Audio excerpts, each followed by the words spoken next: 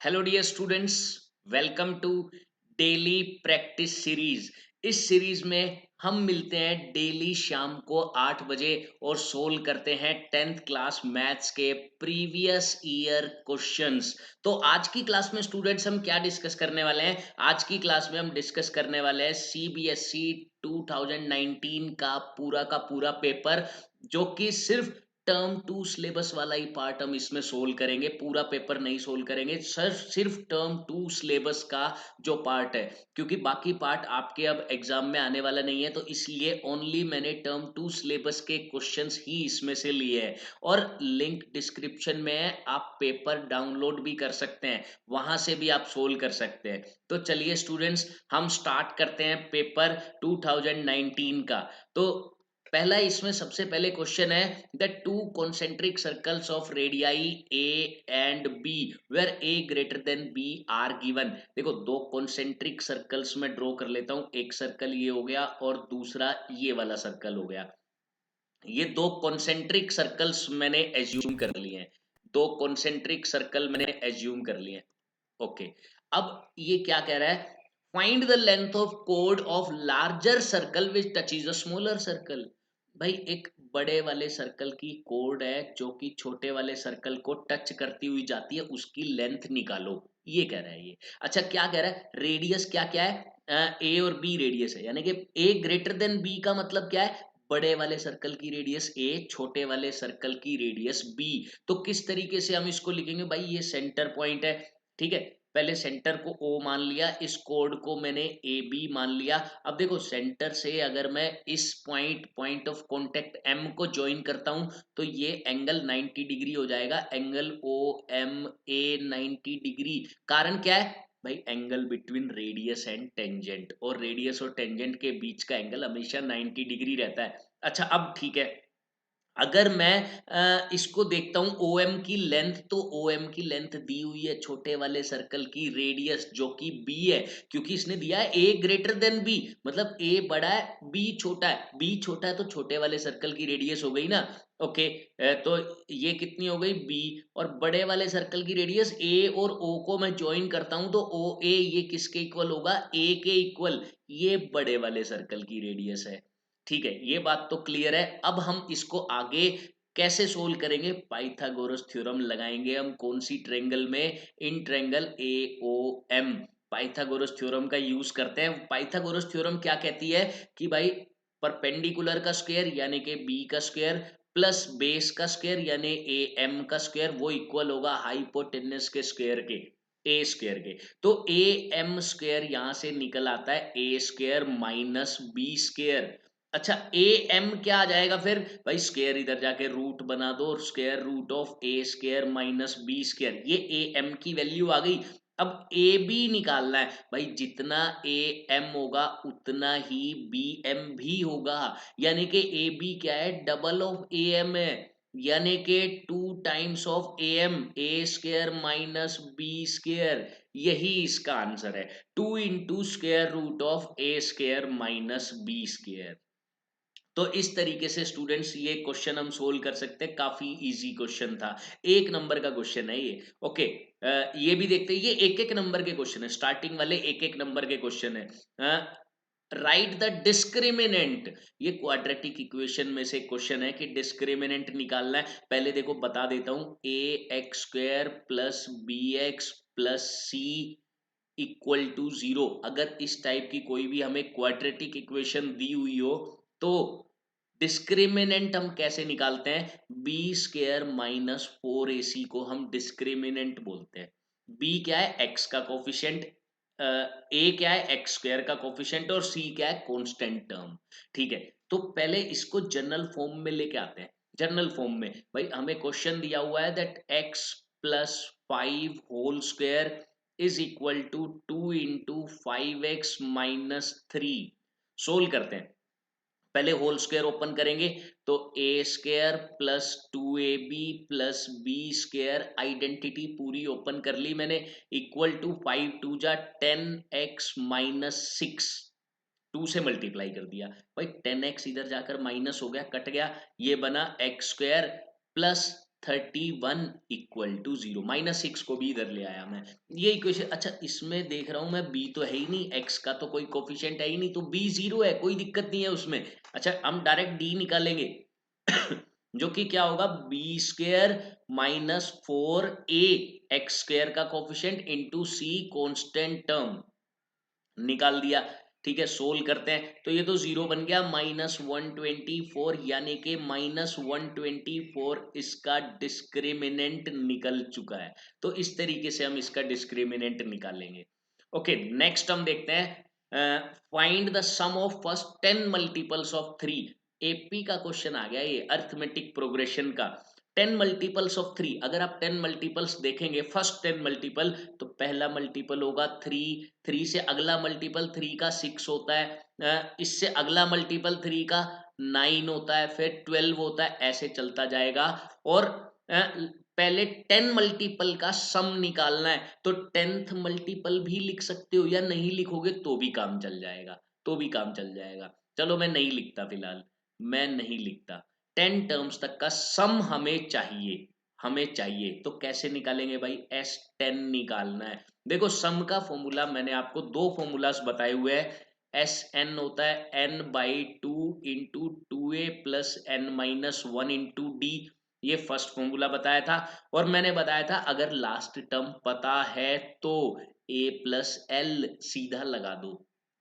ये दो फॉर्मूलाज मैंने आपको बताए हुए हैं तो इन दोनों में से कोई भी फॉर्मूला हम यूज कर सकते हैं। देखो, लास्ट टर्म हमें पता है 30 लास्ट टर्म वाला भी यूज कर सकते हैं, और अगर लास्ट टर्म वाला नहीं करना चाहते, ये करना चाहते हैं, तो वो भी हम यूज कर सकते हैं, दोनों यूज कर सकते हैं। चलिए मैं फिलहाल विदाउट लास्ट टर्म वाला फॉर्मूला, ये वाला फॉर्मूला यूज करके दिखाता हूं। कैसे करूंगा, देखो, पहले n/2, n क्या है 10, 10 टर्म्स 10/2 इंटू 2a क्या होती है, फर्स्ट टर्म, फर्स्ट टर्म का डबल कर दो 6 प्लस n-1 यानी कि 10-1 9 इंटू डी, डी होता है डिफरेंस, डिफरेंस 6-3 3 का ही आ गया, तो 27 प्लस 6 33, और इंटू में ये डिवाइड करेंगे तो 5, 5 इंटू 33 यानी कि 165 इस एपी का सम आ गया।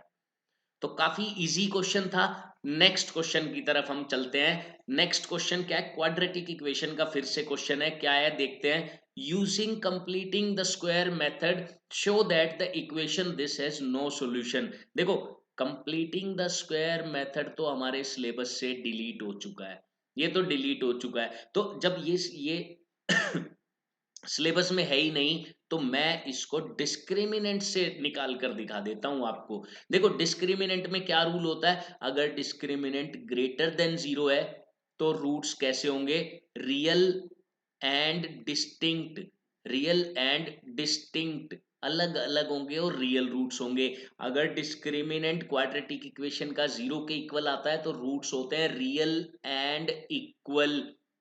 ठीक है, अगर डिस्क्रिमिनेंट लेस देन जीरो आ जाए तो हम लिखते हैं नो रियल रूट्स, कोई भी रियल रूट्स उसके नहीं होते। तो मैं आपको डिस्क्रिमिनेंट से निकाल कर दिखाऊंगा, क्योंकि कंप्लीटिंग स्क्वायर मेथड हमारे सिलेबस में नहीं है। ठीक है, डी निकालना है। अभी अभी आपको बताया था डी क्या होता है, डी होता है B square minus 4ac। B क्या है यहाँ पर, -8, -8 का स्क्वायर डायरेक्ट कर रहा हूं मैं 64, माइनस 4ac, 4ac कर दिया। ठीक है, 64 माइनस 72 -8 आ गया, -8 आ गया, which is less than zero, therefore no real roots, कोई भी इसके रियल रूट्स एग्जिस्ट नहीं करेंगे। इस तरीके से हम शो कर सकते हैं। चलिए नेक्स्ट क्वेश्चन की तरफ हम चलते हैं। अच्छा, स्टेटिस्टिक्स का क्वेश्चन है ये, क्या क्वेश्चन है देखते हैं। Class teacher as the following absentee record of 40 students, 40 student का एब्सेंटी रिकॉर्ड है क्लास टीचर के पास। Find the mean number of boys, sorry, mean number of days a student was absent, mean निकालना है। ठीक है, ये नंबर ऑफ डेज दे रखे हैं, ये नंबर ऑफ स्टूडेंट्स हैं जो एब्सेंट रहे हैं। ठीक है, कितने mean number of days, days का मीन निकालना है। ठीक है, अब मैं पहले टेबल बना लेता हूँ, 0 to 6, 6 to 12, 12 to 18, 18 to 24, 24 to 30, 30 to 36, then 36 to 42। अच्छा, उसके बाद फ्रीक्वेंसी यानी कि 10, 11, 7, 4, 4, 3, 1, और उसके बाद मैं निकालता हूँ एक्स आई। एक्स आई क्या होता है? क्लास मार्क, यानी कि क्लास इंटरवल के बीच की वैल्यू। 0 और 6 के बीच की वैल्यू 3, 6 और 12 के बीच की वैल्यू 9। अगर देखो ऐसे ना निकले तो आप क्लास मार्क ऐसे भी निकाल सकते हैं, upper limit plus lower limit divided by 2। कभी भी कंफ्यूजन हो तो ये फॉर्मूला यूज कर लेना, कभी कंफ्यूजन नहीं होगी फिर। ओके। अच्छा, अब 12 टू 18 इसकी मिडल वैल्यू होती है 15, फिर इसकी 21, 27, 33, 39। अच्छा, अब देखो मीन का क्या फॉर्मूला होता है? मीन होता है भाई sum of F I X I divided by sum of F I. तो हमें पहले एफ आई एक्स आई निकालना है, उसका सम करना है और उसको डिवाइड कर देना है फ्रीक्वेंसी के सम से। फ्रीक्वेंसी का सम हमें पता ही है क्योंकि 40 स्टूडेंट है टोटल, दिया ही हुआ है। बाकी आप सम चेक भी कर सकते हो, 40 ही आएगा, 40 आएगा, क्वेश्चन में दिया ही हुआ है, 40 स्टूडेंट्स का रिकॉर्ड है। ठीक है। अच्छा, अब हम निकालते हैं एफ आई और F I into X I. F I into X I निकाल लेते हैं।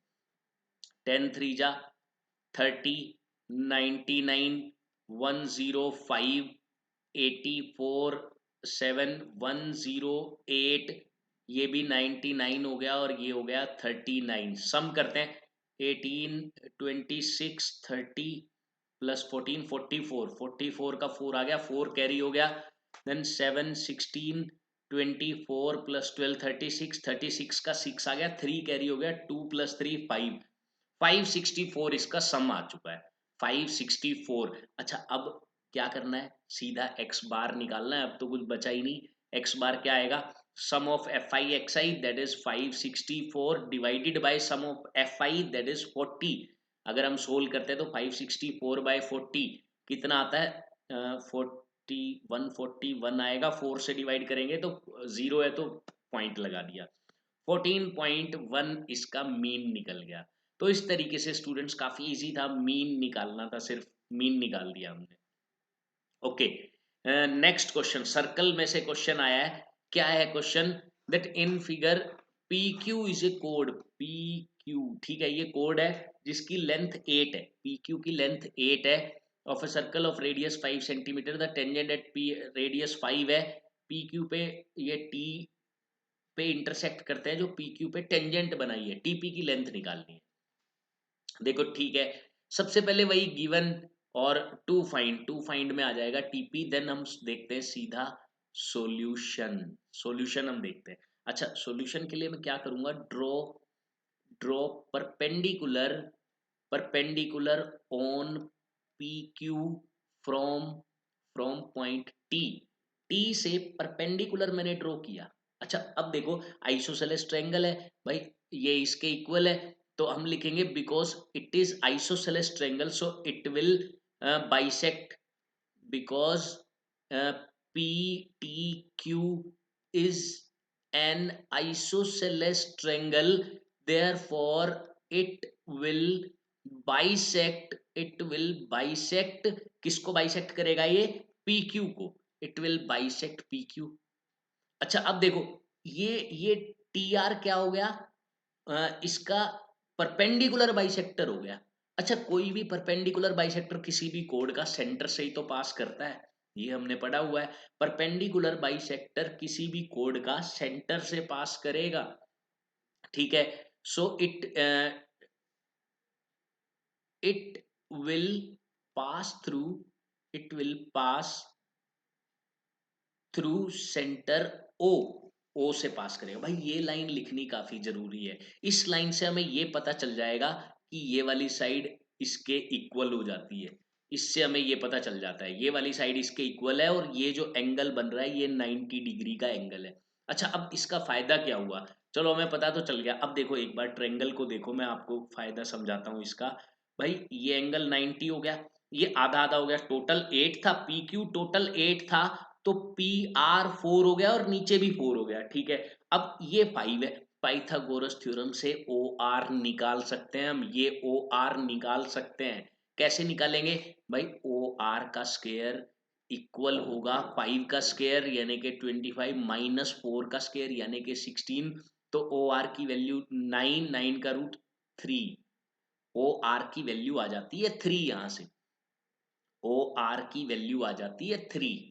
ठीक है, अब देखो, अब आपको सबसे पहले ये ऑब्जर्व करना है कि एंगल ओ पी टी कितना है? 90 डिग्री है। कारण भाई रेडियस और टेंजेंट के बीच का एंगल है, रेडियस और टेंजेंट के बीच का। अच्छा, अब हमें करना क्या है? दो ट्रायंगल्स कंसीडर करनी है, उनको सिमिलर करेंगे और उसके बाद टीपी निकल जाएगा। कौन कौन सी दो ट्रायंगल में ले रहा हूं? देखो, दो ट्रायंगल्स में लेता हूं, कौन कौन सी? एक तो मैं ले रहा हूं जिसमें पीटी आता हो, यानी कि पीटीओ ले लिया, और दूसरी मैंने ट्रायंगल ले ली पीओआर, पीओआर। ठीक है, अब देखो भाई, पीटीओ का एंगल 1 नाम दे दिया, एंगल 1, और इसको लेट से एंगल 2 नाम दे दिया। तो भाई एंगल 1 और एंगल 2 दोनों 90 डिग्री के इक्वल है, एक एंगल तो इक्वल हो गया। देखो, ये वाला एंगल 2 नाम दिया है मैंने, इसको एंगल 2 नाम दिया है। तो एंगल 1 और एंगल 2 एक दूसरे के इक्वल हो गए 90 डिग्री। अच्छा, उसके बाद एक एंगल, एंगल ओ कॉमन है भाई, दोनों में आ रहा है। देखो, angle O P O T में भी एंगल ओ आ रहा है, और पी ओ आर में भी एंगल ओ आ रहा है। तो ये एंगल हो गया कॉमन, ये एंगल कॉमन हो गया। अच्छा, दो एंगल कॉमन, तो भाई एंगल एंगल क्राइटेरिया से दो ट्रायंगल आपस में सिमिलर हो गई। कौन कौन सी? अब नाम ध्यान से लिखना है सिमिलर ट्रायंगल्स का। मान लो मैंने पीटीओ लिख दिया, तो वो सिमिलर होगा किसके होगा? ध्यान से देखते हैं। देखो, इधर P90 है, पीटीओ में P90 है, और पीओआर में R90 है, तो P की जगह R रहेगा। अब ओ एंगल कॉमन है, तो इधर लास्ट में ओ लिखा है, तो इधर भी लास्ट में ओ लिखा जाएगा, बीच में जो बच गया वो लिखा जाएगा। तो इस तरीके से नाम बड़ा ध्यान से लिखना है, नहीं तो गड़बड़ हो जाएगी। अब देखो, हमने नाम लिख दिया, साइड्स का रेशियो तो सेम होगा अगर दो ट्रायंगल सिमिलर है तो। साइड्स का रेशियो लेते हैं भाई। सबसे पहले ये TP bye P are, TP bye P are, या आरपी कुछ भी लिख लो, उससे कोई फर्क नहीं पड़ता। अच्छा, उसके बाद इधर मैं देखता हूं P O by R O, P O, P O मेरे पास है, यस। आर ओ मेरे पास है, यस, दोनों चीजें है।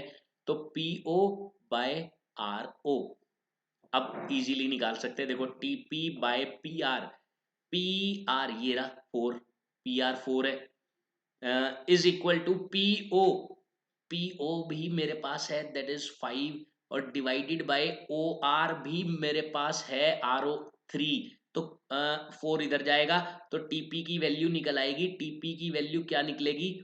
TP will be equal to 20/3 centimetre. TP की वैल्यू क्या निकलेगी? 20/3 सेंटीमीटर। तो इस तरीके से टीपी की वैल्यू इजीली निकाल सकते हैं। ये इसका तरीका है, ये इसका तरीका है। एनसीईआरटी का एग्जाम्पल नंबर 3 है ये, काफी इंपॉर्टेंट है, बहुत बार एग्जाम में पूछा जाता है। एग्जाम्पल नंबर 2 और एग्जाम्पल नंबर 3, इन दोनों में से एक क्वेश्चन तो पूछा ही पूछा जाता है। तो आप ये दोनों बहुत ही अच्छे से कर लेना। ओके, नेक्स्ट हम देखते हैं, इसी का और में एक क्वेश्चन आया था। क्या है? Prove that opposite sides of quadrilateral circumscribing a circle subtend supplementary angles at the centre. क्या कह रहा है भाई? पहले क्वेश्चन को समझते हैं, डायग्राम बनाकर समझते हैं। भाई, ये एक सर्कल है और एक ऐसा क्वाड्रिलेटरल है जो कि इसको सर्कमस्क्राइब कर रहा है। सर्कमस्क्राइब का मतलब हो गया कि वो, उसकी जो सारी की सारी साइड्स हैं वो सर्कल को टच कर रही है। ठीक है, ये let A B C D एक क्वाड्रिलेटरल है जो कि एक सर्कल को सर्कमस्क्राइब कर रहा है। ठीक है, subtend supplementary angle at the centre. अब इसकी जो अपोजिट साइड है वो सेंटर पर सप्लीमेंट्री एंगल, यानी कि जो सेंटर पर एंगल बना रही है उन दोनों का सम 180 है। कैसे भाई? ये सेंटर मैंने मान लिया O।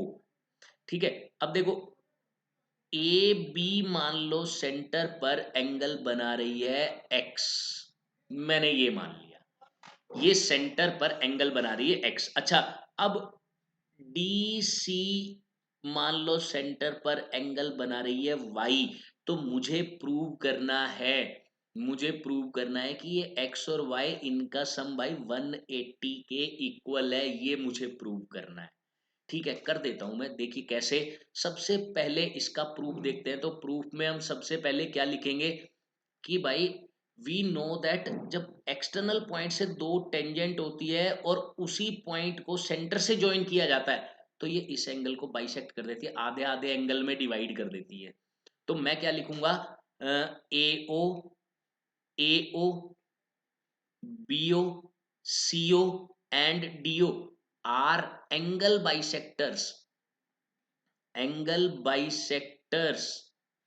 Of angle A, angle B, angle C and angle D respectively. ये इसके क्या है, एंगल बाइसेक्टर्स है। अच्छा, एंगल बाइसेक्टर्स हैं तो आप एक बात कह सकते हो कि ये वाला एंगल अगर ए मान लेता हूं तो ये वाला एंगल भी ए हो गया। इसी तरीके से इस एंगल को लेट से बी मान लिया तो ये वाला एंगल भी बी हो जाएगा। भाई एंगल बाइसेक्टर बराबर है ना एंगल, ये वाला एंगल लेट से मैंने सी मान लिया तो ये वाला एंगल भी सी हो जाएगा। ये वाला एंगल लेट से मैंने डी मान लिया तो ये वाला एंगल भी डी हो जाएगा। ठीक है, ये बात तो समझ में आ गई, बिल्कुल अच्छे से समझ आ गई। अच्छा अब देखो कि भाई क्वाड्रिलेटरल के चारों एंगल का सम 360 है, ये तो हम जानते हैं। तो चारों एंगल को ऐड करो जरा, एंगल ए यानी कि 2a, एंगल बी यानी कि 2b plus 2c plus 2d, वो इक्वल होगा 360 के। 2 कॉमन ले लो और a plus B plus C plus D लिख दो 180। मैंने 2 से डिवाइड कर दिया सभी को, ये कह लो, या 2 कॉमन लेके 360 में डिवाइड कर दो, वो 2 180 बन जाएगा। इसको इक्वेशन नंबर 1 देकर यही छोड़ दो बस। अच्छा अब क्या करना है, ए ओ बी ट्रायंगल को कंसीडर करो, ऊपर वाली ट्रायंगल जहां से एक्स एक्स आएगा। देखो इन ट्रायंगल ए ओ बी मैंने ठीक है कंसीडर किया, इसके तीनों एंगल ले लो, ए प्लस बी प्लस एक्स, ये तीन एंगल बन रहे हैं ए ओ बी के। ये देखिए आप, ये वाली ट्रायंगल की बात कर रहा हूं मैं। तो ए बी और एक्स ये तीन एंगल बन रहे हैं, इनका सम है भाई 180 के इक्वल। ट्रायंगल है, एंगल सम प्रॉपर्टी है। अच्छा अब मैं ट्रायंगल कंसीडर करता हूं इससे अपोजिट वाली, यानी कि सीओडी, ये वाली ट्रायंगल की मैं बात करता हूं। इन ट्रायंगल सीओडी, सीओडी में अगर मैं बात करता हूं तो भाई angle C plus angle D plus angle Y ये भी 180 है। इसको सेकंड और इसको थर्ड मान लो और ऐड कर दो, इनको ऐड कर दो आफ्टर एडिंग। अच्छा ऐड करेंगे तो क्या आएगा वो देख लेते हैं। अब मैंने इन्हें ऐड किया तो भाई ये क्या आया, A plus B plus C plus D plus x plus Y is equal to 180 plus 180 360। अब देखो भाई A plus B plus C plus D 180 है, तो ये वाली वैल्यू मैं यहां पर रख रहा हूं 180, और plus x plus Y is equal to 360। भाई ये 180 इधर जाएगा, माइनस हो जाएगा, और हमें क्या मिल जाएगा जो हमें चाहिए था, that X plus Y is equal to 360। यानी कि अपोजिट साइड सेंटर पर सप्लीमेंट्री एंगल बनाती है, एक्स और वाई का सम हो गया 180। अच्छा अब इन दोनों को भी आप प्रूव कर सकते हो कि ये भी 180 है। कैसे, भाई टोटल 360 होता है, ये दो 180 तो बचे दोनों 180। बाकी जरूरत नहीं है, एक एक पेयर को आपने प्रूव कर दिया, इतना काफी है। अरे ये सॉरी 360 लिख दिया क्या मैंने, 360 लिख दिया जल्दी जल्दी में। इट विल बी 180, ये 180 होगा। नेक्स्ट हम देखते हैं, नेक्स्ट क्या कह रहा है, water in a canal 6 metre. अच्छा ये कल वाले पेपर में भी मैंने ये सेम क्वेश्चन करवाया था, चलिए देखते हैं इसको भी। कि भाई एक कैनाल में एक वाटर है, सॉरी एक कैनाल में वाटर है, ये मान लो मैंने एक कैनाल बना ली, एक नहर का एक छोटा पार्ट बना लिया, समझने के लिए एक बार क्वेश्चन को। इसमें से पानी फ्लो हो रहा है, वाटर फ्लो हो रहा है, वाटर इसमें से फ्लो हो रहा है। ठीक है, क्या दिया गया है इसमें कि water in a canal 6 metre wide, इसकी जो विड्थ है वो 6 मीटर है। विड्थ इसको ब्रेड्थ लिख लेता हूं मैं 6 मीटर। डीप यानी कि इसकी हाइट या डेप्थ कुछ भी लिख लो, मर्जी आपकी। जनरली हम हाइट वर्ड यूज करते हैं, इसलिए मैंने एच से डिनोट कर दिया डेप्थ को। 1.5 metre deep is flowing with a speed of 10 kilometre per hour, यानी कि 10 किलोमीटर पर आवर की स्पीड से ये नदी फ्लो कर रही है। इसके अंदर जो पानी है वो फ्लो कर रहा है। अच्छा, इसका मतलब क्या है? 10 किलोमीटर पर आवर का क्या मतलब है कि भाई 10 किलोमीटर लेंथ में जितना पानी आएगा वो 1 घंटे में, पर आ रहा है ना, 1 घंटे में आगे चला जाता है, या जहां भी जाना है इसको वहां चला जाता है। मतलब 10 किलोमीटर की लेंथ में जितना पानी आएगा वो 1 घंटे में अपनी जगह से आगे चला जाएगा, अपनी जगह से आगे। ठीक है, अगर उसे कहीं नीचे गिरना है, जैसे समुद्र में गिरना है तो समुद्र में गिर जाएगा, या किसी खेत में जाना है तो खेत में चला जाएगा। 1 घंटे में 10 किलोमीटर लेंथ में जितना पानी आएगा उतना पानी चला जाएगा। ठीक है, क्लियर हो गई भाई ये बात। अब आगे क्या कह रहा है? How much area will it irrigate in 30 minute. हमें तो 30 मिनट का ही निकालना है, 30 मिनट का। अच्छा, सबसे पहले हम क्या करते हैं, मैं पूरे का निकाल देता हूँ। 1 आवर मैं लिख देता हूँ वॉल्यूम पर आर, जो फ्लो होगा, जो इसमें से फ्लो होगा 1 घंटे में, वो कितना फ्लो होगा भाई? इतनी लेंथ में जितना पानी है। तो भाई लेंथ हो गई 10 किलोमीटर, या मीटर में बना लेता हूं मैं, इनटू ब्रेड्थ हो गई 6 और हाइट 1.5। इतनी लेंथ में इतना वॉल्यूम आएगा पानी का। ठीक है, आ गया। ये 1 घंटे में पानी फ्लो हो रहा है, मैं निकालता हूं वॉल्यूम फ्लो इन 30 मिनट्स, भाई आधे घंटे में। 30 मिनट मतलब आधा घंटा, बाई में 2 कर दो, सीधी सी बात है। 10 into 1000 into 6 into 1.5 divided by 2। Okay, इतना पानी 30 मिनट में फ्लो होगा।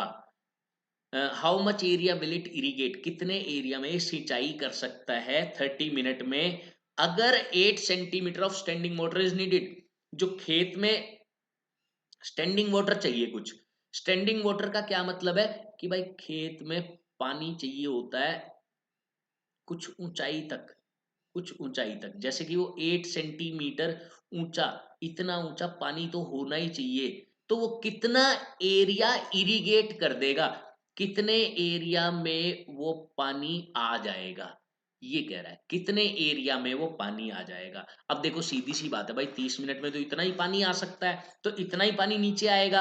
अब नीचे कितना पानी आएगा उसका वॉल्यूम हमें कैसे निकालना है भाई? एरिया इंटू हाइट, ये होता है वॉल्यूम। और हाइट हमें दे रखी है 8 सेंटीमीटर, एरिया ए मान लेता हूं मैं। मान लो ए एरिया को वो इरिगेट कर देगा, ए एरिया। ठीक है, तो ये वाला वॉल्यूम और जो पानी यहां पर है इसका वॉल्यूम, भाई है तो, गिर तो यही पानी रहा है, तो वॉल्यूम बराबर होना चाहिए। मैं इक्वल रख देता हूं, इन्हें मैं इक्वल रख देता हूं, यानी कि 10 into 1000 into 6 into 1.5 divided by 2, वो इक्वल है एरिया इंटू हाइट। हाइट क्या है? 8 सेंटीमीटर, लेकिन मीटर में बनाना पड़ेगा क्योंकि बाकी सारी यूनिट्स मीटर में है, तो ये सेंटीमीटर में कैसे हो सकती है? मीटर में बना दिया। अब एरिया निकालना है, क्या करेंगे भाई? 8 तो जाएगा डिवाइड में, 100 जाएगा मल्टीप्लाई में।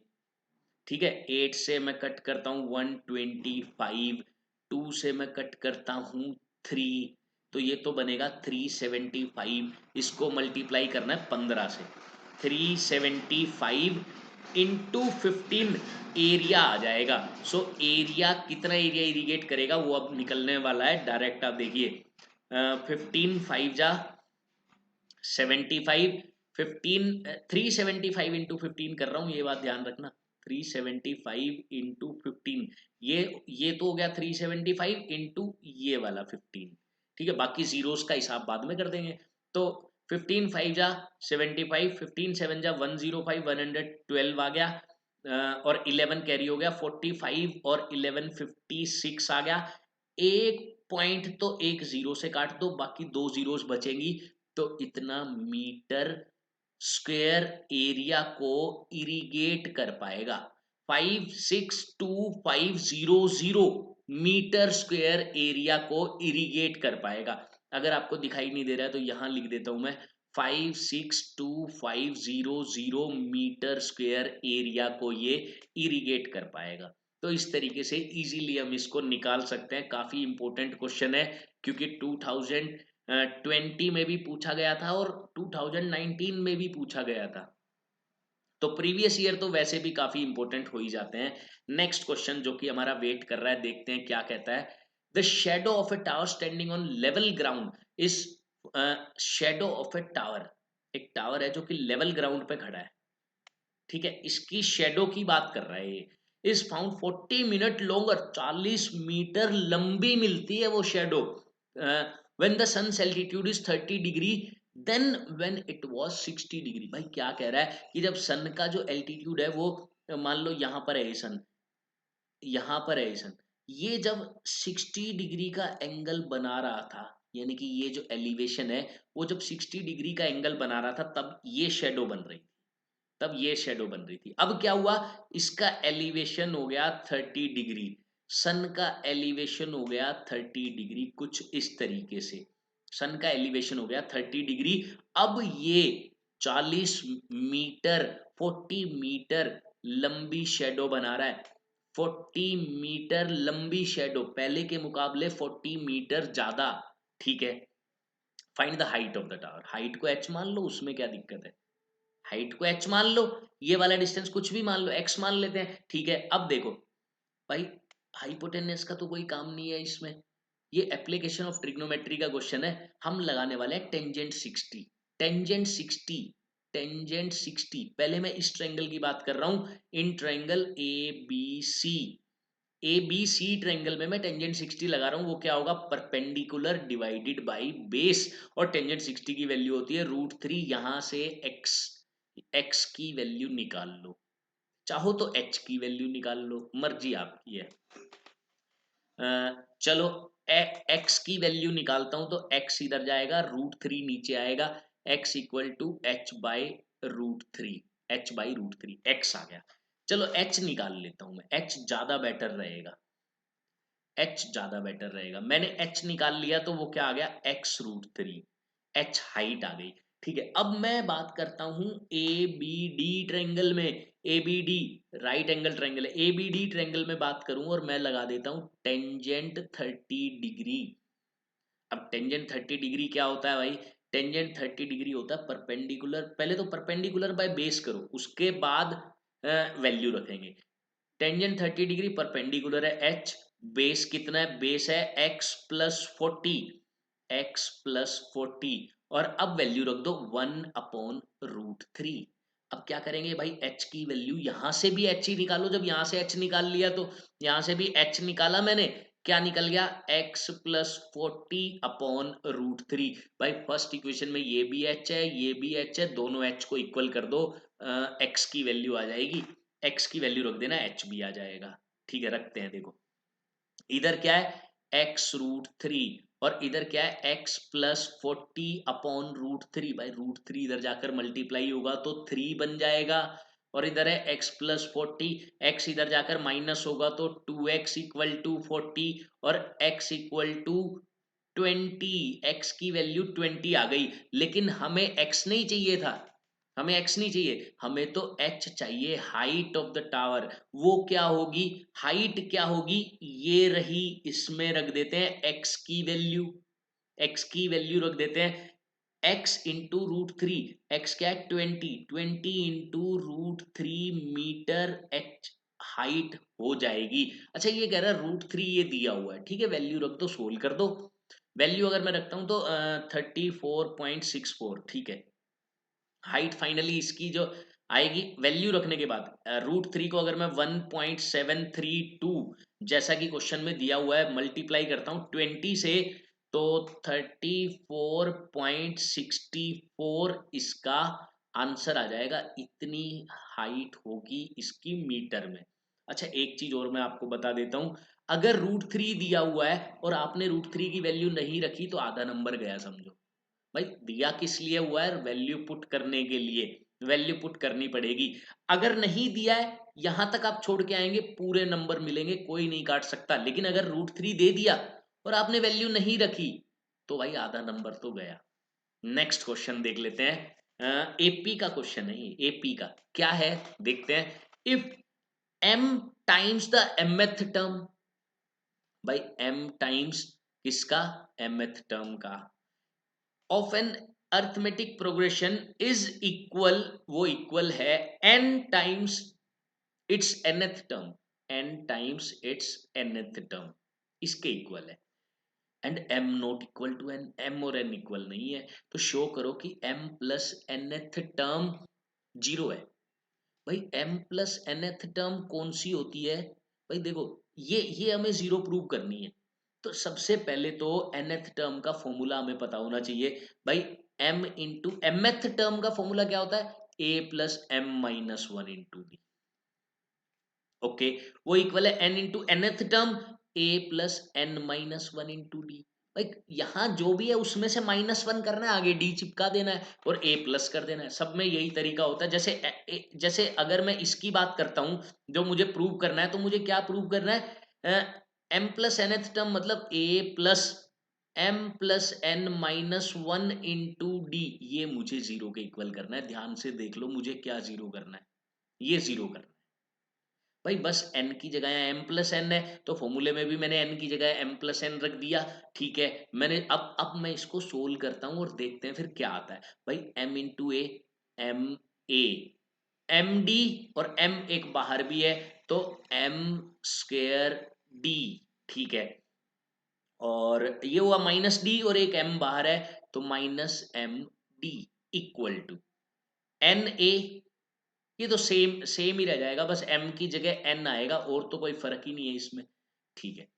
अब देखो मैं इधर लेके जाता हूँ सब कुछ कॉमन लेते हुए, मैंने क्या किया, एन ए इधर लेके आया, माइनस हो गया, दोनों में a है, a कॉमन लेके मैं माइनस कर रहा हूँ m माइनस एन, ठीक है।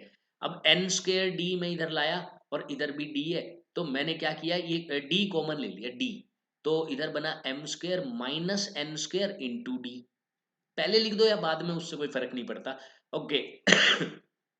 अब मैं क्या करता हूं, अब इसको, चलो इसको भी इधर ही लेके आना पड़ेगा, इसको भी इधर लेके आता हूं।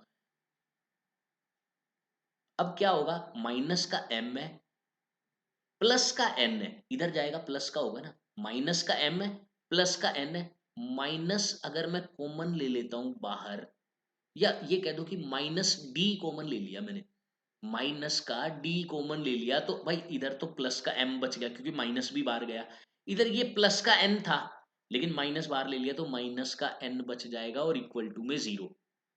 अब एक चीज देख लो जरा, अगर वो चीज आपने देख ली तो इस क्वेश्चन में आपको दिक्कत नहीं आएगी, वो क्या, भाई M square minus N square के दो फैक्टर्स होते हैं, m plus N into M minus N, अगर आपको ये चीज पता है तो आपको कोई प्रॉब्लम नहीं आने वाली है। कैसे, भाई m माइनस एन यहाँ से कॉमन, यहाँ से मैं कॉमन लेता हूँ, देखो यहाँ a बचेगा, यहाँ m माइनस एन चला गया बाहर तो m प्लस एन बचा, m प्लस एन, और इंटू में d भी बच रहा है, इंटू में d, ठीक है। इधर से भी m माइनस एन बाहर चला गया तो माइनस का d बच गया ओनली, माइनस का d इक्वल टू जीरो। अब देखो या तो ये जीरो होगा या ये जीरो होगा, ये जीरो हो नहीं सकता, कारण भाई क्वेश्चन में साफ साफ दे दिया, देखो ये अगर जीरो हो गया तो m की वैल्यू तो n आ गई, वो तो मना ही कर रखा है कि m तो n के इक्वल है ही नहीं, तो इक्वल नहीं हो सकता, यानी कि ये तो जीरो नहीं होगा। अब बचा क्या, यानी कि आप ऐसे समझ लो, आप ऐसे समझ लो कि m माइनस एन को मैं इधर ले जाकर डिवाइड कर दिया जीरो में, तो zero by m minus n zero, ठीक है।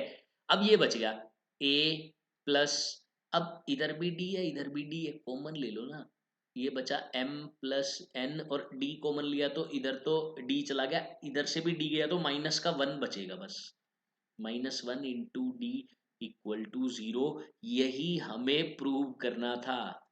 डायरेक्ट बस सोल्व करते करते अपने आप ही प्रूव आ गया, यही हमें प्रूव करना था, यही m प्लस nth टर्म होती है जो कि जीरो के इक्वल निकल चुकी है, तो यही हमें प्रूव करना था। इस तरीके से इस क्वेश्चन का हम प्रूव करेंगे।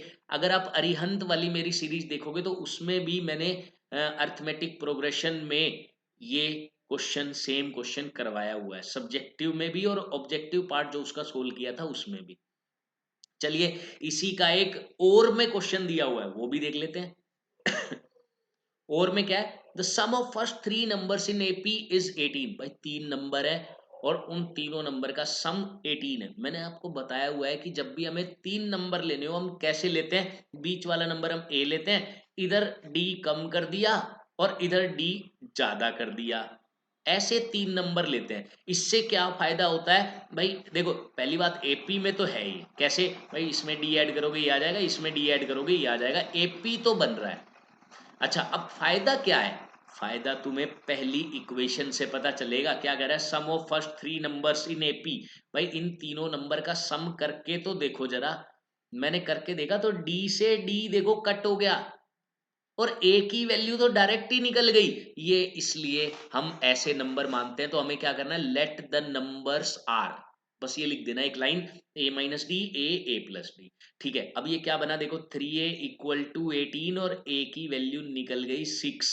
a निकल चुका है, a यानी कि ये वाली टर्म, फर्स्ट टर्म नहीं कह सकते हम इसको, ये वाली टर्म बस, a निकल चुका है। The product of first and the third, यानी कि इसका और इसका प्रोडक्ट, पहले प्रोडक्ट करते हैं चलो।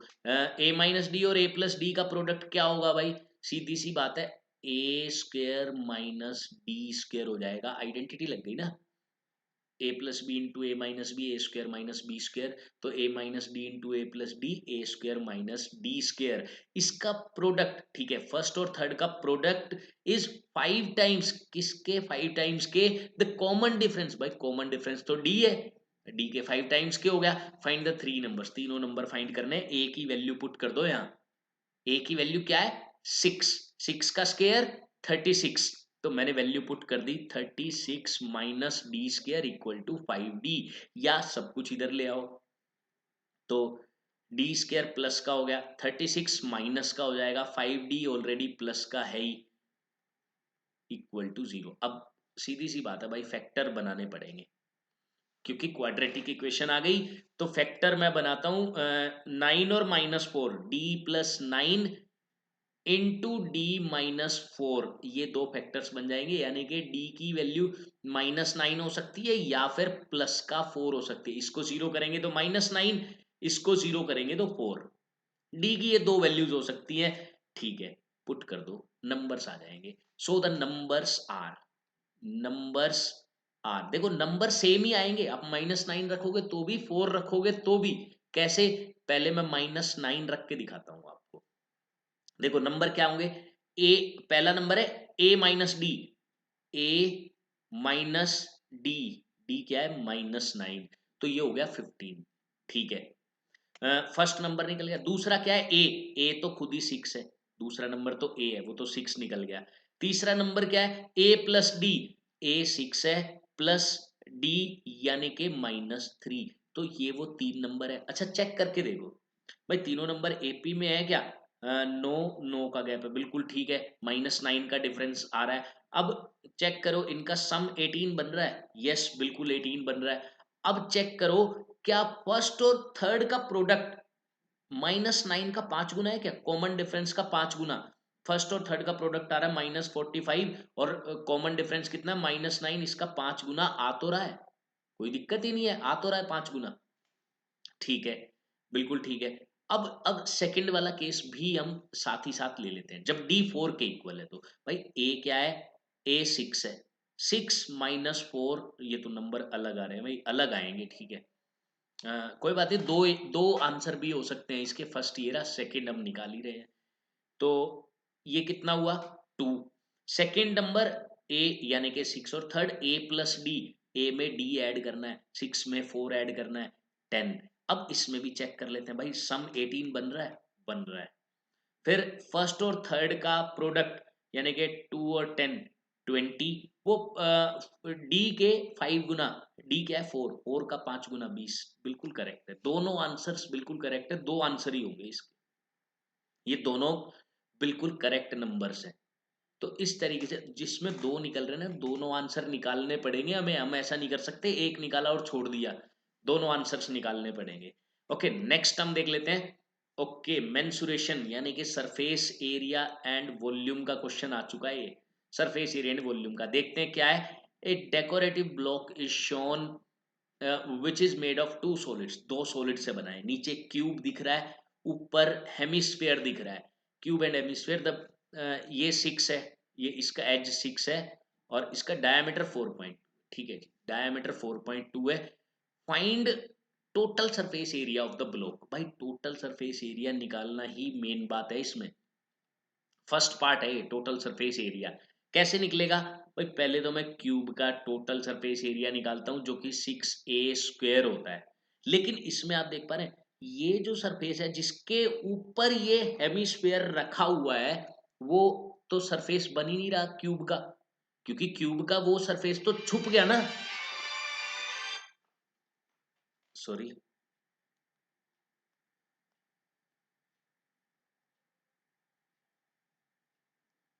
क्योंकि क्यूब का देखो वो फेस तो छुप गया, वो वाला फेस छुप गया, तो वो πr² है, सर्कल है, वो हमें माइनस करना पड़ेगा। πr², वो हमें हटाना पड़ेगा इसमें से।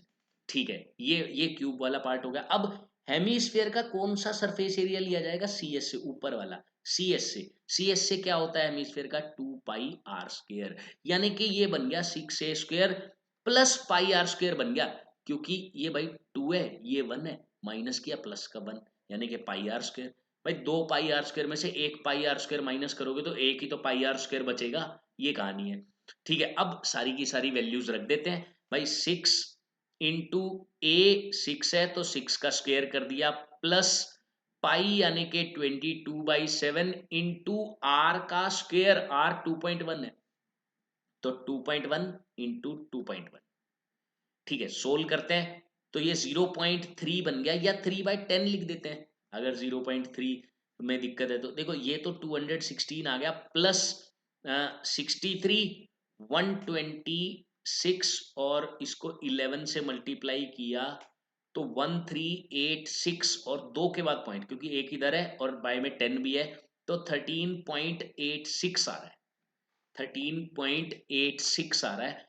ओके, अब इन दोनों को ऐड करते हैं तो ये कितना बन रहा है? 229 बन गया, 0.86 सेंटीमीटर स्क्वायर। देख लेना कैलकुलेशन में कोई हो सकता है कुछ, कभी कभार ज़्यादा कैलकुलेशन हो ना तो कभी कभार मल्टीप्लाई या डिवाइड में थोड़ी बहुत गड़बड़ हो सकती है, वो चेक कर लेना।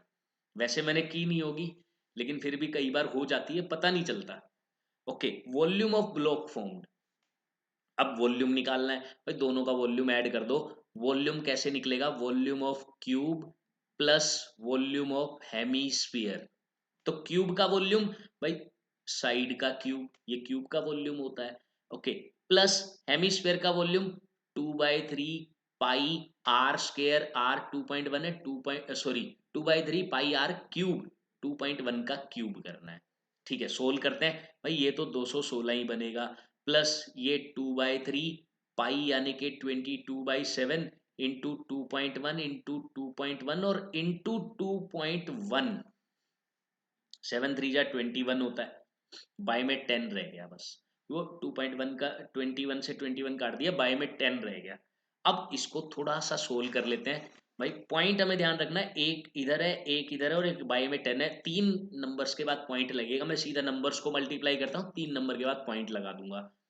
तो 21 का स्क्वायर तो होता है 441, 441 2 जा 882, 882, 882, अगर मैं इसको 2 से मल्टीप्लाई करता हूं देन 82, ये तो हुआ 70, सॉरी 164, और ये हुआ 4, 8×2 = 16, 17, 1764 हो गया। इसको 11 से और करना है तो 1764 से दोबारा मैंने कर दिया, और ये बना 3 और एक 4, 3 और एक 4, कैलकुलेशन है खाली बस, और तो कुछ नहीं है इसमें। 9 और 1, 19404, तो ये बन रहा है 216 प्लस 19.404। बाकी चेक कर लेना आप कैलकुलेट करके, कुछ गड़बड़ ना की हो मैंने। तो 2 इधर बनेगा 3, और 6 + 9 ये हो गया 5, और 0.404 सेंटीमीटर क्यूब। जो आपको मेन चीज है ना, कंसेप्ट वो समझना है। एक तो ये volume of cube plus volume of hemisphere, और दूसरा यहाँ पर जब सरफेस एरिया, जो टोटल सरफेस एरिया निकालना था, वो ये वाला होगा। ये आपको अच्छे से समझना है, बाकी तो कैलकुलेशन है, आप इजीली मल्टीप्लाई डिवाइड तो कर ही सकते हैं। ओके, नेक्स्ट हम देखते हैं, ये इसका लास्ट क्वेश्चन है, इस पेपर में आया हुआ क्वाड्रेटिक इक्वेशन का क्वेश्चन है। चलिए देखते हैं क्या है। Motor boat who speed in still water, motor boat की स्पीड दी हुई है स्टिल वाटर में। Speed of motor boat, speed of motor boat, motor boat वो कितनी है? 9 किलोमीटर पर आवर की speed. Okay, goes 15 kilometre downstream and come back to the same spot. वो क्या करता है, 15 किलोमीटर डाउन स्ट्रीम जाता है और फिर वापस आता है, यानी कि अपस्ट्रीम भी आता है वापस 15 किलोमीटर ही। और टोटल टाइम कितना लगता है? 3 घंटे 45 मिनट। देखो, अपस्ट्रीम डाउन स्ट्रीम का कंसेप्ट मैंने आपको बताया हुआ है भाई। डाउन स्ट्रीम किसको कहते हैं? जब पानी जिस डायरेक्शन में फ्लो हो रहा है, अगर बोट या मोटर जो भी है वो भी उसी डायरेक्शन में फ्लो हो, पानी की और मोटर बोट की स्पीड सेम डायरेक्शन में है, तो वो डाउनस्ट्रीम की स्पीड कहलाएगी। उसमें दोनों की स्पीड ऐड हो जाती है। देखो, अगर मैं वाटर की speed x kilometre per our मान लेता हूं, तो डाउनस्ट्रीम में इसकी मोटर बोट की स्पीड क्या रहेगी? डाउनस्ट्रीम में दोनों स्पीड्स ऐड हो जाएंगी। अपस्ट्रीम में क्या होगा? अपस्ट्रीम वो केस होता है जब पानी के अपोजिट डायरेक्शन में चला जाए, तो उसमें पानी की स्पीड माइनस हो जाती है, पानी की स्पीड माइनस हो जाती है, क्योंकि पानी उसको रेजिस्टेंस पैदा करता है उसके लिए। ठीक है, ये तो क्लियर हो गया। अब क्या कह रहा है भाई, 15 किलोमीटर जाता है, 15 किलोमीटर आता है, टोटल 3 घंटे 45 मिनट लगते हैं। भाई 15 किलोमीटर जाएगा, कितना टाइम लगेगा? Distance upon speed, speed down stream वाली। अच्छा, अब अपस्ट्रीम वापस आता है 15 किलोमीटर अपस्ट्रीम, अब अपस्ट्रीम वाली स्पीड ली जाएगी। देखो, गया डाउनस्ट्रीम तो डाउनस्ट्रीम की स्पीड, आया अपस्ट्रीम तो अपस्ट्रीम की स्पीड, डिस्टेंस दोनों में 15 है। ये टाइम दोनों टाइम ऐड, ये समझ रहे हैं ना? डिस्टेंस अपॉन स्पीड टाइम निकाला है मैंने, ये भी डिस्टेंस अपॉन स्पीड टाइम निकाला है, दोनों टाइम को मिलाकर 3 घंटे 45 मिनट है। यानी कि 3 घंटे, और जो 45 मिनट है उसको भी आवर्स में बना लो, 3/4। ठीक है, सोल्व करते हैं। 3 4 जा, ये 15/4 बन गया, 15/4। देखो 15 तो कॉमन आ ही रहा है इधर। 1/9 plus x plus 1/9 minus x is equal to 15/4। पहले तो इस 15 को उड़ा दो, अब सोल्व करेंगे बाकी इक्वेशन।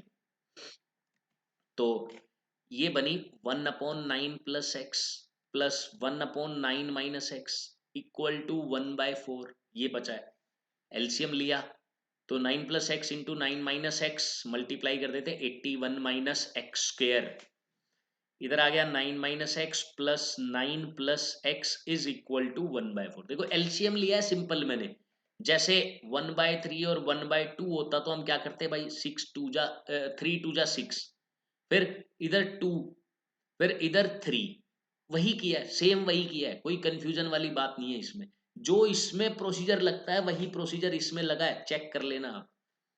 ओके, देखो x से x तो कट गया, इधर क्या बचा? 9 प्लस 9 18। Okay, divided by 81 minus x square is equal to 1/4। Cross multiply करने को कह रहा है, ये कर देते हैं। 18 4 जा 72 is equal to 81 minus x square. X square को इधर उठा लाओ और 72 को इधर ले जाकर माइनस कर दो तो 9 बचेगा। एक्स स्क्वायर 9 है तो x कितना होगा? प्लस का 3, माइनस 3 तो ले नहीं सकते क्योंकि स्पीड थोड़ी नेगेटिव में होगी। तो पानी की स्पीड, वाटर की स्पीड कितनी आ गई? 3 किलोमीटर पर आवर स्ट्रीम की स्पीड होगी। स्ट्रीम की कह लो या वाटर की कह लो, स्पीड ऑफ स्ट्रीम, तो स्ट्रीम की स्पीड क्या आ गई? 3 किलोमीटर पर आवर। तो इस तरीके से स्टूडेंट्स हम ये क्वेश्चन कर सकते हैं, और इसी के साथ हमने ये पेपर कंप्लीट डिस्कस कर लिया है। इस पेपर में जितने भी टर्म 2 के क्वेश्चंस आए हुए थे वो सारे के सारे हमने कंप्लीट कर लिए हैं। हम मिलते हैं नेक्स्ट क्लास में कल एग्जैक्ट 8 PM। तैयार रहना, हम और बहुत सारे प्रीवियस ईयर क्वेश्चंस करने वाले हैं। आप लोग भी साथ साथ ये क्वेश्चंस ट्राई करते रहें, और जो भी मैं पेपर सोल्व करवाऊँगा उसका लिंक ज़रूर डिस्क्रिप्शन में दे दूँगा, उसकी पीडीएफ का लिंक, तो आप पीडीएफ वहाँ से डाउनलोड कर सकते हैं। तो okay students, all the best.